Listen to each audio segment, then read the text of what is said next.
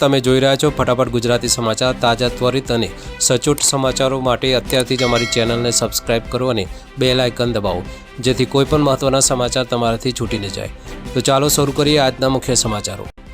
દિવાળીના તહેવારને લઈને ગુજરાત રાજ્ય માર્ગ પરિવહન નિગમ જીએસઆરટીસીની બસોમાં મુસાફરોનો ભારે ધસારો જોવા મળી રહ્યો છે। 17 થી 26 ઓક્ટોબરના સમયગાળા માટે અત્યાર સુધીમાં કુલ 1.74 લાખ ટિકિટોનું એડવાન્સ બુકિંગ થયું છે। માંગને પહોંચી વળવા અમદાવાદથી રાજકોટ, જૂનાગઢ, દ્વારકા, સુરત અને વડોદરા જેવા મુખ્ય રૂટ પર 100થી વધુ ખાસ બસો તૈનાત કરવામાં આવશે। એક જ દિવસમાં રૂપિયા 1.93 કરોડની આવક થઈ હોવાનું નોંધાયું છે।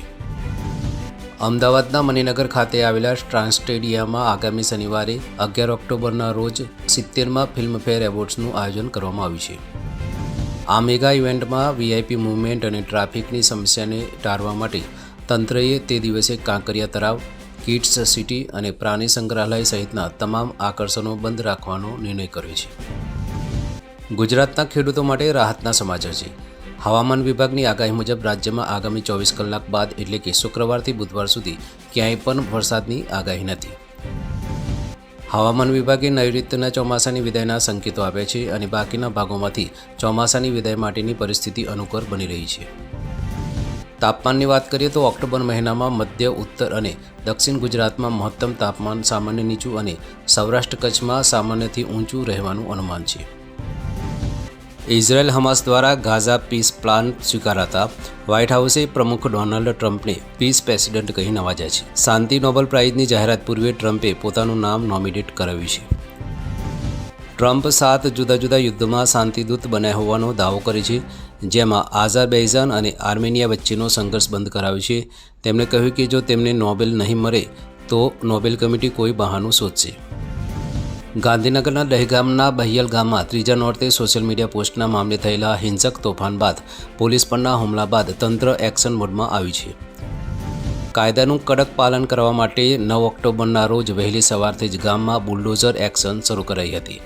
આ મેગા ઓપરેશનમાં 13 જેસીબી અને 300થી વધુ પોલીસ કાફલા સાથે કાર્યવાહી થઈ હતી। વહીવટીતંત્ર દ્વારા ગામના મુખ્ય માર્ગો પરના તોફાની તત્વોના કુલ 186 જેટલા ગેરકાયદેસર કાચા પાકા દબાણો તોડી પાડવામાં આવ્યા હતા। ડિમોલિશનની કામગીરી દરમિયાન કોઈ અનિચ્છનીય ઘટના ન બને તે માટે એસપી સહિતના ઉચ્ચ અધિકારીઓની દેખરેખ હેઠળ ચુસ્ત પોલીસ બંદોબસ્ત જાળવવામાં આવ્યો હતો। સુરત ભાજપ કાર્યાલયમાં 8 ઓક્ટોબરના રોજ કાર્યકરો વચ્ચે છૂટા હાથની મારામારીનો વિડીયો વાયરલ થયો છે। નજીવી બાબતે કાર્યકર દિનેશ સાવલિયાએ ખજાનચી શૈલેષ જરીવાલાને લાફો ઝીકી દીધો હતો। આ ઘટના મામલે શહેર ભાજપ પ્રમુખે બંનેને નોટિસ ફટકારીને 3 દિવસમાં જવાબો માંગ્યો છે, જ્યારે શૈલેષ જરીવાલાએ દિનેશ સાવલિયા વિરુદ્ધ પોલીસ ફરિયાદ પણ નોંધાવી છે। સુરતના પૂના વિસ્તારની વિક્રમ સોસાયટીમાં ગેસ લીકેજને કારણે એક રૂમમાં આગ લાગ્યા બાદ ભયંકર સિલિન્ડર બ્લાસ્ટ થયો હતો। બ્લાસ્ટ એટલો જોરદાર હતો કે રૂમની દિવાલ પણ ધસી પડી હતી। આ દુર્ઘટનામાં આગ પર કાબૂ મેળવવા ગયેલા ફાયર પોલીસના 2 જવાનો વાસુદેવ પટેલ અને નીરજ પટેલને ગંભીર ઇજાઓ પહોંચી છે, જેમને સારવાર માટે હોસ્પિટલ ખસેડવામાં આવે છે। જામનગરના કાલાવાડમાં એક યુવાન ડિજિટલ ઠગાઈનો શિકાર બન્યો છે। અમિત મિશ્રા નામના શખ્સે એસબીઆઈ બેંકના અધિકારી તરીકે ઓળખ આપી યુવાનને વોટ્સએપ પર એક ખતરનાક ફાઇલ મોકલી હતી।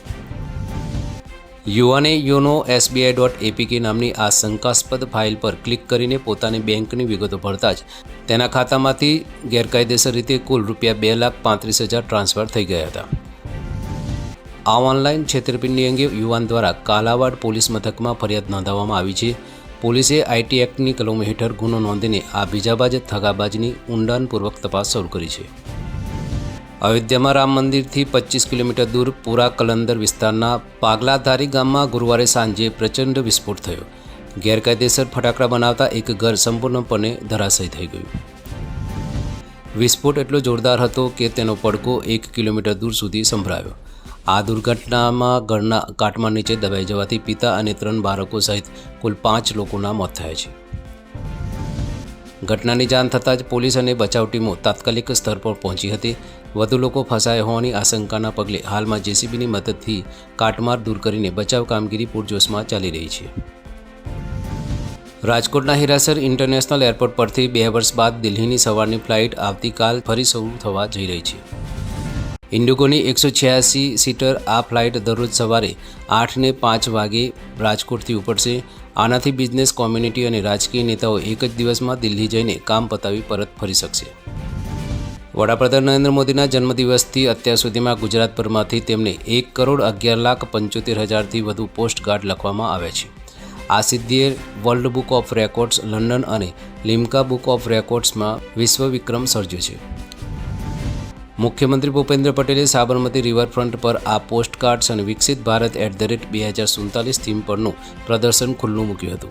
આ પોસ્ટકાર્ડ્સ દ્વારા વિવિધ વર્ગોના લોકોએ આત્મનિર્ભર ભારત સહિતની પહેલ બદલ પીએમ મોદીનો આભાર વ્યક્ત કર્યો છે. અમદાવાદના વેજલપુર વિસ્તારમાં સ્નેપચેટ મારફતે એક 17 વર્ષીય સગીરાને પ્રેમજાળમાં ફસાવી તેની સાથે શારીરિક શોષણ અને દુષ્કર્મ આચરવામાં આવ્યું છે. આરોપીએ સગીરાના અશ્લીલ ફોટોગ્રાફ્સ લઈને તેને બ્લેકમેલ પણ કરી હતી. પોલીસે આ ગંભીર મામલે કાર્યવાહી કરતા આરોપી માહિર ઉર્ફે અશફાક પઢિયારની ધરપકડ કરી છે. તેની સામે પોક્સો એક્ટ હેઠળ ગુનો નોંધીને પોલીસે સીસીટીવી ફૂટેજ અને મોબાઈલની ફોરેન્સિક તપાસ દ્વારા પુરાવા એકત્રિત કરવાની કામગીરી હાથ ધરી છે. ગુજરાત સરકારે રાજ્યના કલા વારસાને પ્રોત્સાહન આપવા માટે પંડિત જસરાજ સંગીત સન્માન એવોર્ડ અને પંડિત ઓમકારનાથ સંગીત સન્માન એવોર્ડ યોજનાઓમાં સુધારાને મંજૂરી આપી છે. આ સુધારા મુજબ પંડિત જસરાજ સંગીત સન્માન એવોર્ડ હેઠળ પસંદગી પામનાર પુરુષ અને મહિલા કલાકાર બંનેને ₹5 લાખનો પુરસ્કાર, કચ્છી શાલ અને તામ્રપત્રથી સન્માનિત કરવામાં આવશે. યુકેના વડાપ્રધાન કીર સ્ટારમર ભારતની મુલાકાતે છે. મુંબઈમાં પીએમ મોદી સાથેની બેઠકમાં ટ્રેડ, શિક્ષણ અને સુરક્ષા પર ચર્ચા થઈ અને બંને નેતાઓએ સંબંધોને મજબૂત કરવા માટે વિઝન 2035ની જાહેરાત કરી. પીએમ મોદીએ આ બેઠકમાં સ્પષ્ટપણે ખાલિસ્તાની કટ્ટરપંથનો મુદ્દો ઉઠાવ્યો હતો. બીજી તરફ યુકેએ યુએનએસસીમાં ભારતના કાયમી સભ્યપદને સમર્થન આપવાની જાહેરાત કરી. વડાપ્રધાન નરેન્દ્ર મોદીએ મોટી જાહેરાત કરતાં કહ્યું કે બ્રિટનની 9 જાણીતી યુનિવર્સિટીઓ ભારતમાં કેમ્પસ ખોલશે, જેમાં એક કેમ્પસ ગુજરાતના ગિફ્ટ સિટીમાં પણ શરૂ થશે. વડાપ્રધાન મોદીએ ભારતની ફિનટેક શક્તિ પર ભાર મૂક્યો. સાથે જ તેમણે કહ્યું કે પરમાણુ ઉર્જા ક્ષેત્ર હવે ખાનગી કંપનીઓ માટે ખોલવામાં આવી રહ્યું છે, જે ભારત યુકે સહયોગ માટે નવી તકો પૂરી પાડશે. અમેરિકન પ્રમુખ ડોનાલ્ડ ટ્રમ્પની 20 મુદ્દાની શાંતિ સમજૂતીની દરખાસ્ત સ્વીકારાતા ગાઝા પટ્ટી અને ઇઝરાયેલના શહેરોમાં લોકો આનંદ ઘેલા બન્યા છે. 7 ઓક્ટોબર 2023ના હમાસ હુમલા બાદ શરૂ થયેલા આ યુદ્ધમાં આશરે 66,000 લોકોની હત્યા થઈ હતી. ઇઝરાયેલી અને પેલેસ્ટાઈનીઓએ લોહી વહેતું અટકાવવા બદલ અલ્લાહ અને શાંતિ સમજૂતીનો આભાર માન્યો. વડાપ્રધાન મોદી સહિત વિશ્વભરમાં ટ્રમ્પને ધન્યવાદ અપાયા છે. જો કે મધ્ય પૂર્વમાં હજી પણ ભારેલો અગ્નિ હોવાથી સૌના મનમાં આશંકા છે. ભારતીય ક્રિકેટર રિંકુ સિંહને મોટો આંચકો લાગ્યો છે. મુંબઈ પોલીસની તપાસમાં ખુલાસો થયો છે કે દાઉદ ઇબ્રાહિમની ડી કંપની ગેંગના નામનો ઉપયોગ કરીને તેની પાસેથી ₹10 કરોડની ખંડણી માંગવામાં આવી હતી. આ ધમકી આપનાર આરોપી મોહમ્મદ દિલશાદ નવસાદની અન્ય એક કેસમાં ધરપકડ કરવામાં આવી છે.